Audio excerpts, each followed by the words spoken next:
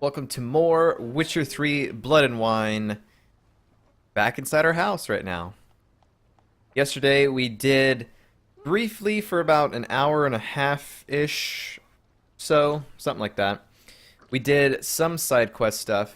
Yesterday we worked on the Grandmaster Griffin Witcher gear, which was pretty fun. We went and found some diagrams and we went to an abandoned castle and destroyed all the bandits that were occupying it, and I guess now it went back to Toussaint's control, I think, which was pretty cool. That was a new thing in this expansion that we haven't seen before. And then we started working on the main story, which we met Regis at the cemetery. He told us about a plan that could possibly we could use to get in touch with Detlef, which is the vampire that we fought as, I guess, dubbed as the Beast of Beauclair. So we had to go and we went to grab some saliva from a wight, which is a pretty rare monster. We found that in a residence and got all that and did all that stuff. So now we got to go back to Regis and report and tell him what we did and what we found. And this was the cursed woman who is now eating. And I don't know what's going to happen with this. I don't know if there's another quest that happens or not. But we'll see. I'm hoping there is, because I don't know. Maybe the more she eats, she gets more beautiful. I don't know. So we slept, or we did not sleep yet. But we should probably do that. Our inventory is looking pretty good. I think I do need to go and drop or sell some of this stuff to someone. And actually, for like having 107 pounds, this is like, we could sell all this and this might drop us down to like 80 something. So I'm excited about that. And then I think at some point during the session today, I would like to upgrade my armor, maybe make some rune stones and place that in there. So that'll be probably pretty boring, but I think we might either do that at the end, or Geralt, what the heck kind of pose was that on the bed? Wherever you're watching this video, if you're watching on Twitch, watch the VOD, timestamp this or clip it or whatever. If you're watching this on YouTube, go back and pause it. I would like to see what that pose was that he was doing on the bed there. Okay. So let's go ahead and use this. Jeez Louise. I think it was taking a second to load there. The days pass. The pile of work remains the same. That FPS was all over the place. How's it going, Roach? My trusty noble steed. Dang it, I always go out the wrong way. Okay. So we'll be working on the main story for the foreseeable future, I think, unless we get to a point where I'm like, okay, let's focus on secondary stuff. Because we did secondary stuff for probably at least, I want to say like 15 plus hours. When we first got here, we actually did main story, and then since then, we've done about 15 plus hours of just exploration, doing some secondary quests. There's still a lot of, to be precise, there's 53 points of interest on the map, question marks, that we need to go and do. Because we are 100%ing this game, rather this expansion. So we've got all that to do, but it's been a while since we did any main story, about a week or so, and I felt it was time to do some main story. So we're going to focus on that. We might do some secondary stuff here and there, or points of interest along the way, but for the most part, the focus is going to be main story stuff. So let us return to our pal, our friend, Regis. We never went in this way. We had to go into like some cave or crypt or whatever in order to get access into here because he was not answering the door. I don't know what he was doing in here.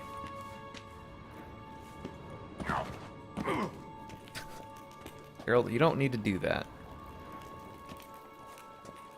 Whoa.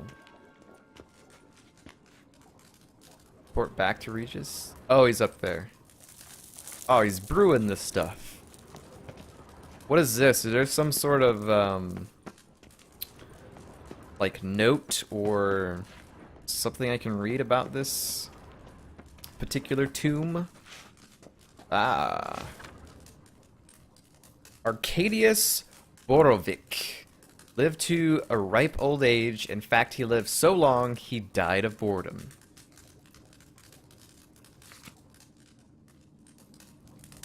If he died of boredom, why does he get such a fancy tomb? You know? Please tell me there's like a book over here. Okay, good. Let's grab this. Biography of Vampire Regis from the Quill of Dandelion. Ooh. Okay, alright. We're definitely going to read this. And then we'll get an idea of how many books that are in our inventory that we have not yet read. We might read another one. I like to start off the session usually by reading a book if we can, but this is going to give us a little bit of backstory on Regis. He's a character from the books, the Witcher book series, which you can go buy on Amazon right now if you want. I think every book's like $10, I think. I have not read them, but I might in the future. And it's also Dandelion wrote this apparently, our pal. Let's read all about this and see what the heck is going on here. One of the most extraordinary individuals I have encountered during my numerous adventures at Geralt's side was a vampire known as Regis. To be precise, he was known as Emil Regis Rolek Terzef Godfroy. By his own reckoning, he was 428 years old and was the descendant of unfortunate beings trapped in our world during the conjunction of spheres. I know that there's a book on the conjunction of spheres. I think we found that during the Wild Hunt playthrough. But I think I might want to look it up on the wiki just to read it and see what it's about, because it's been a while and that particular event has been thrown around couple of times in conversations with Regis, so we might need to read that and just kind of see what it's about. I don't know. You are surely thinking, dear reader, about Cadogan Alps. Cadogan Alps and other such monsters, and are pondering how it was that the Witcher, who it must be admitted is a slayer of monsters, came to such company. I must here explain that Regis was a higher vampire, a creature which physically does not differ all that much from a man. Higher vampires are also much more powerful than their wild confreres. Confreres? How do you say that? How do you say that word? I've never heard that ever. It means a colleague, pretty much. Confrere? We're learning new words every day. We read books in game. Confrere. Confrere. Okay. Where was that? Wild confreres. And their regenerative abilities significantly outpace those of anything else you have encountered or can even imagine. But it is not because of our outer appearance or inner strengths that Regis became our dear companion. True, he could be pretentious and rather pompous in his frequent length Dandelion, you smart devil, you.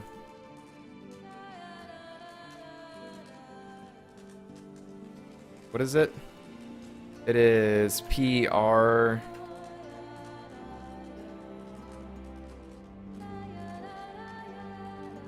Yep. How do you say this? Peroration. Peroration. Jeez. These words, man. Length peroration. But one would be hard-pressed to find him in the haughtiness usually present in higher beings. Regis valued human life dearly and refused to kill unless forced to do so. As he once confessed, higher vampires do not in fact need to drink blood at all in order to survive.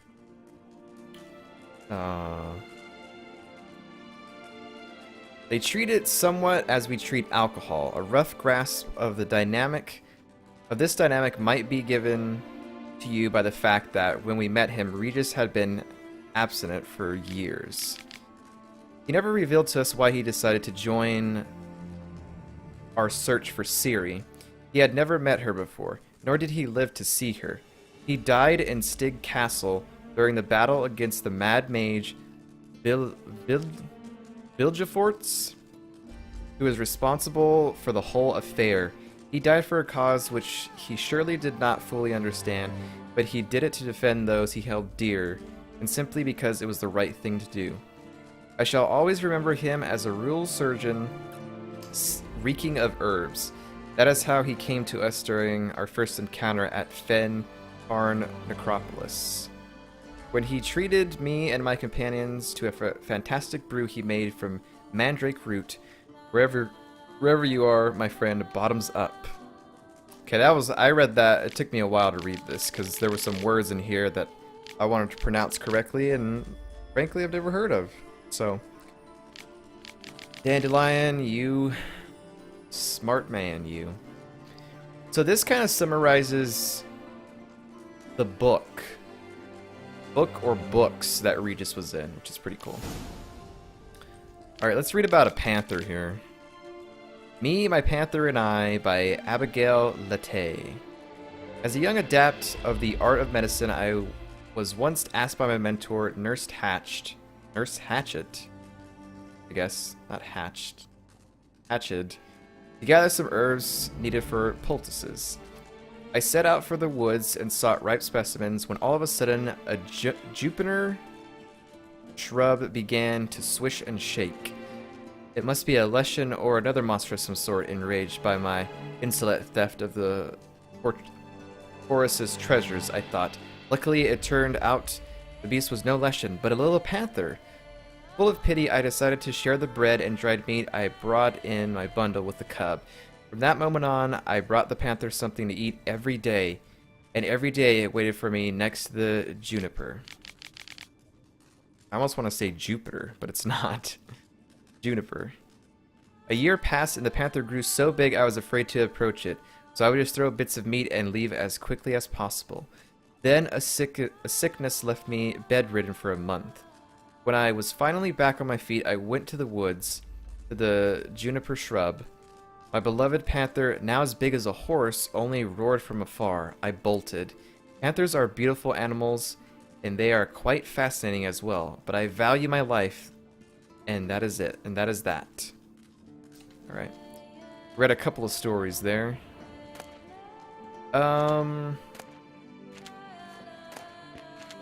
I'll make sure that I don't take all of these books. I'm pretty sure we have read those, but we'll come back and grab those books when we want to read some more, maybe after we talk to Regis here. It probably took me like 4 minutes to read that Regis biography. I was looking up words and such. Cheers, everyone. Think your friend's hand will make for a nice broth? You've clearly honed your sense of humor. But we are not cannibals, Geralt. I took a fragment of tissue from the hand. It will suffice to prepare some resonance. What did you do with the rest? I cremated it, as our codex commands. A raven told me you'd acquired the necessary ingredient. Ooh, spying on me, huh? Helpful creatures, ravens. Well, I mean, he can do whatever he wants. It's fine. I'll just say this, then.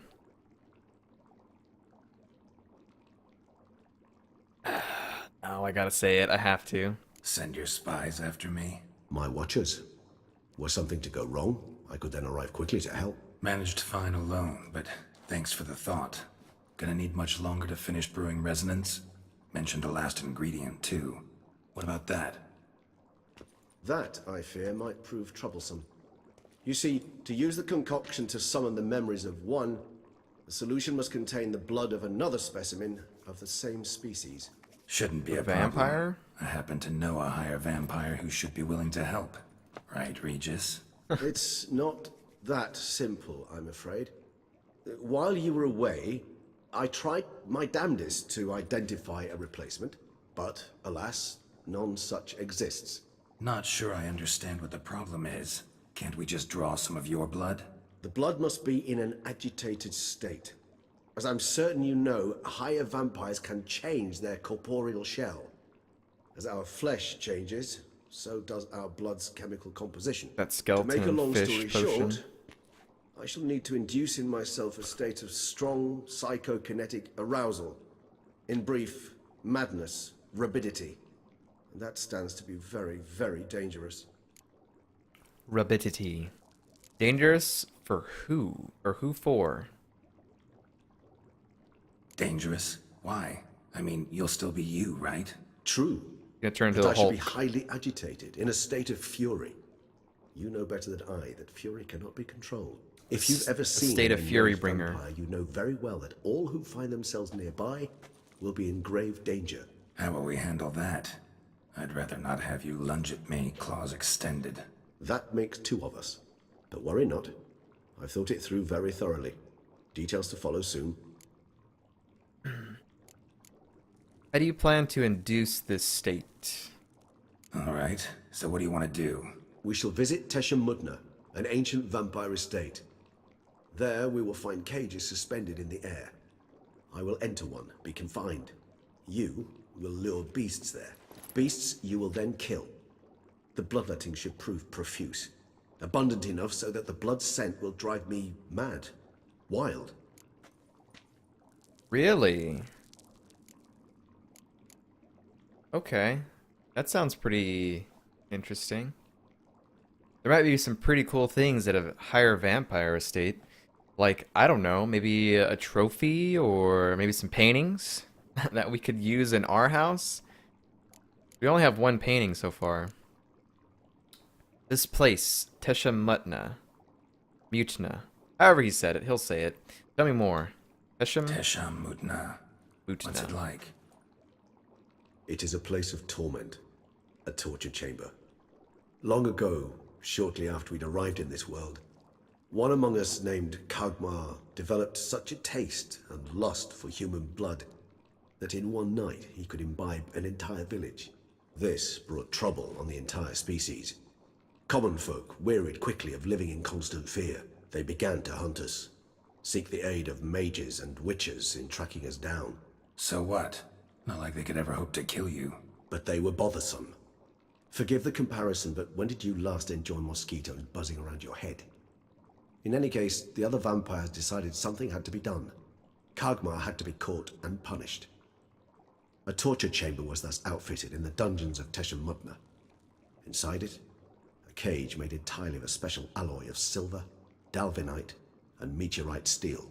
Kagmar was captured and locked in the cage. Sat there over 2 centuries, driven to fury time after time, never able to escape. Thus I know the cage will withstand the fury to which we shall drive my humble being. Okay. Well, do I want to do anything or do we just go?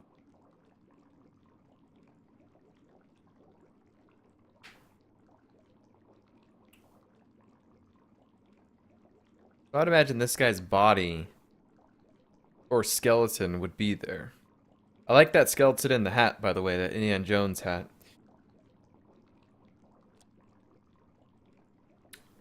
Well, let's do it, friend.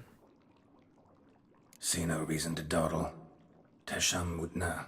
Take me there. In a moment. Just one last thing. Oh, we gotta wait for you, huh?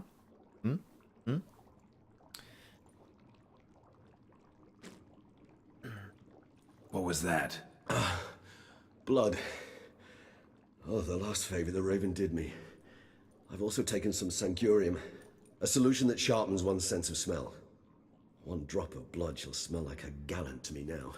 You crazy? You're a recovering addict. Yeah. Your outrage warms my heart, Geralt. But you must remain calm. I had no choice. Not supposed to drink blood. As things stand, the die is cast. High time we set off for Tesha Mutna. My head's spinning already, and you're starting to smell quite tasty. And you're starting to scare me. Stop it, Regis. Stop it. Can we walk there, or do we... Nope, we automatically get taken there. Is this that prison that we went to?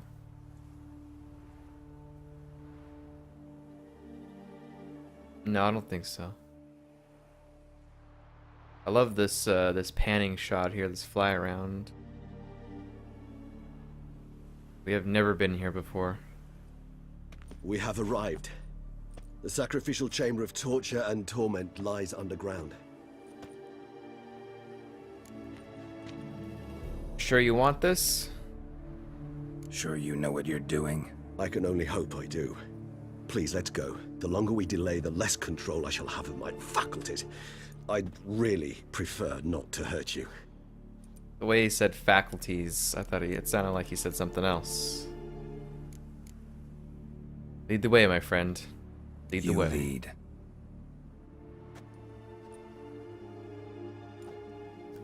Let me loot this body real quick, though. Dandelion?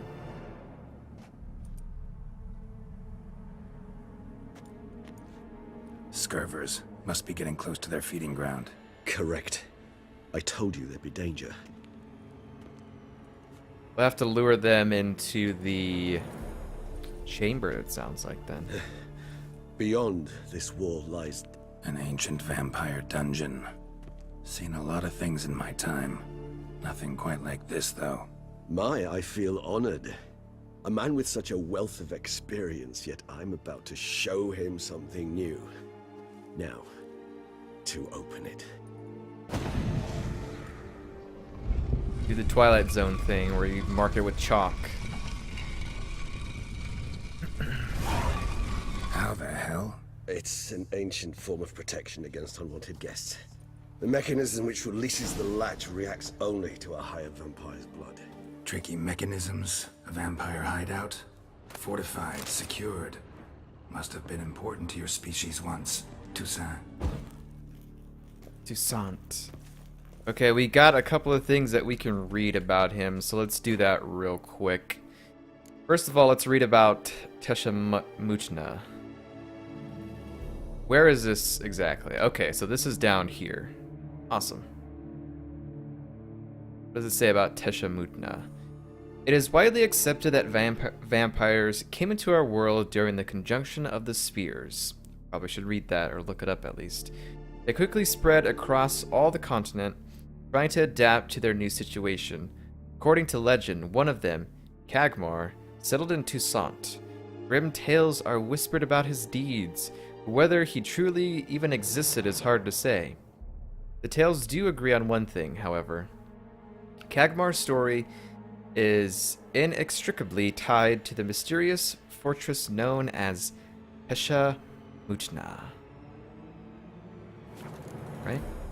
Let's check the character glossary. Oh crap, that's a lot of stuff here. What does it say about, like, what's the last sort of paragraph for all these characters here? That's just talking about a home. Damien de la Tour. Detlef, that's the guy that we're trying to chase. Emile. Regis. Look at this. Look at all this stuff here. Holy crap, man.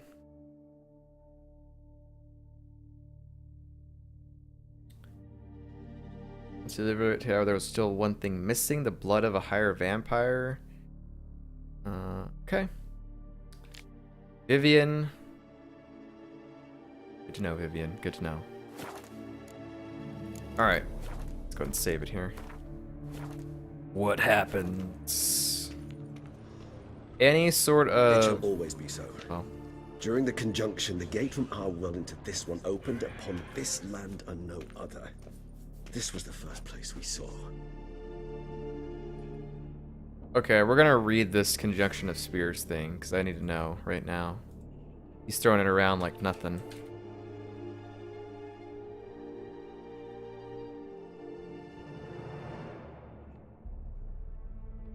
Conjunction of spears.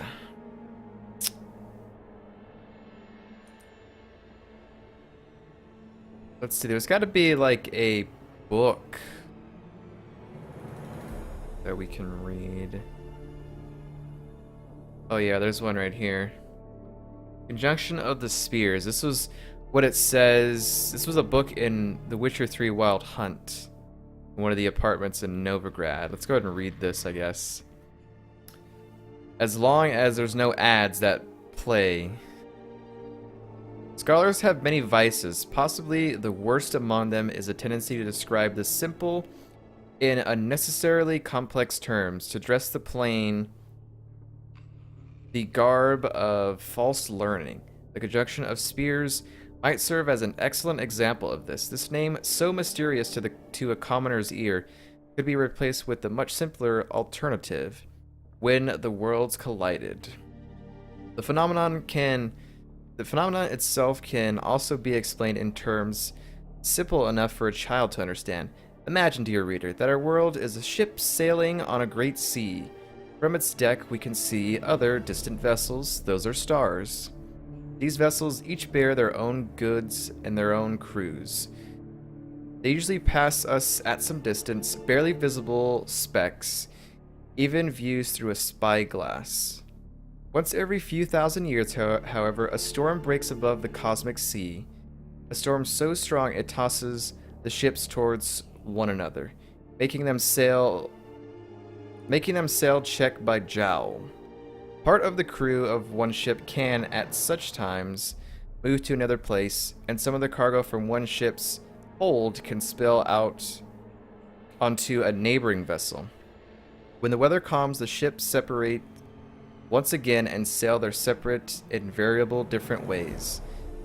The so-called post-conjunction beings, namely monsters such as ghouls and basilisks, are precisely such passengers from another vessel.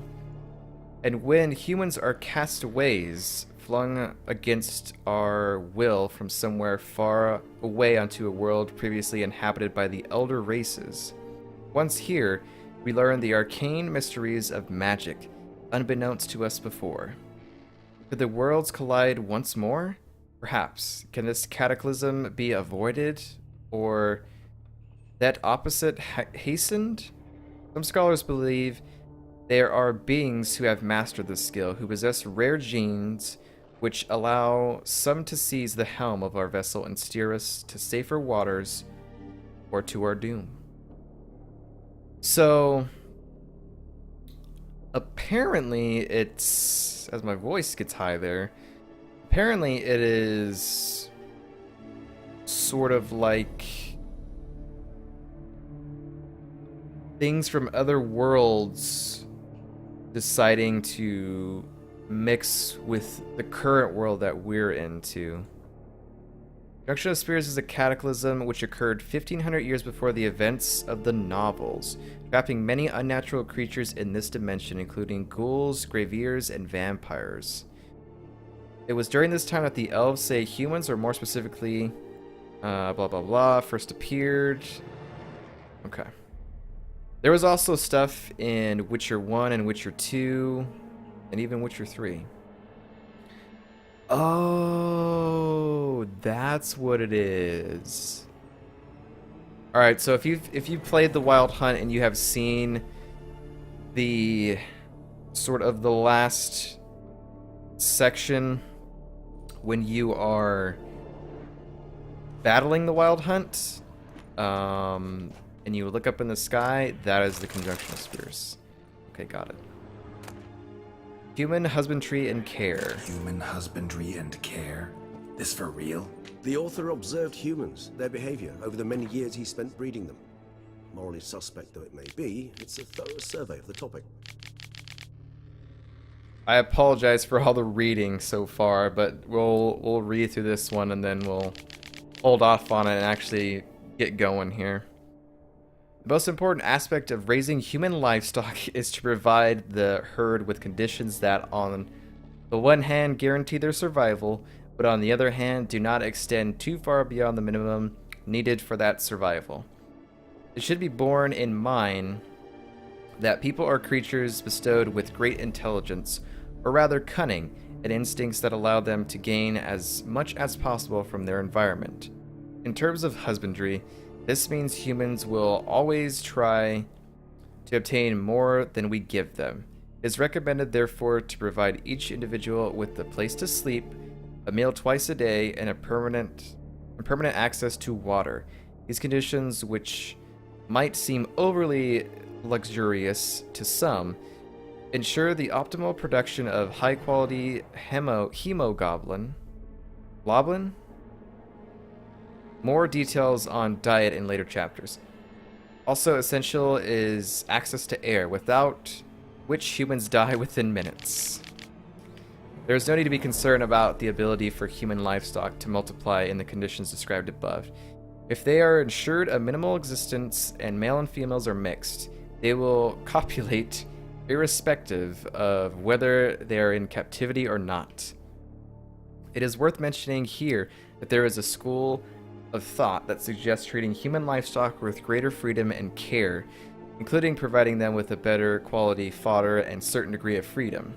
This allegedly ensures a greater amount of favorable elements in the blood and make it tastier. However, it is worth mentioning that this method of husbandry is much more difficult and requires emotional bonding techniques, which will be discussed in the following chapters.